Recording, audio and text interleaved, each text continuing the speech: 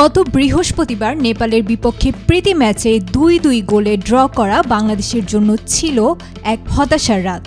প্রথমার্ধে তারকা মিডফিল্ডার হামজা চৌধুরীর চোখ ধাঁধানো দুটি গোলে এগিয়ে গিয়েও শেষ মুহূর্তে গোল হজম করে জয় হাতছাড়া হয় টাইগারদের।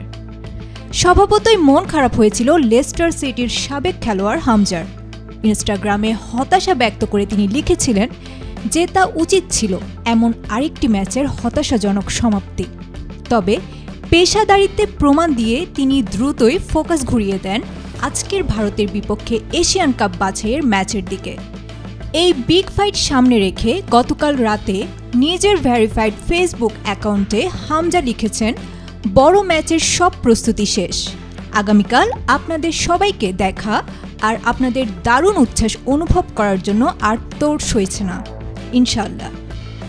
জাতীয় স্টেডিয়ামে রাত ৮টার এই ম্যাচ নিয়ে সমর্থকদের উন্মাদনা তুঙ্গে। হামজা চৌধুরীর অভিষেকের পর থেকে গ্যালারিতে দর্শকের ঢল নামে। এবারও তার ব্যতিক্রম ঘটেনি। ম্যাচের টিকিট ছাড়ার পর মাত্র ৬ মিনিটের মধ্যে সাধারণ গ্যালারির সব টিকিট বিক্রি হয়ে যায়।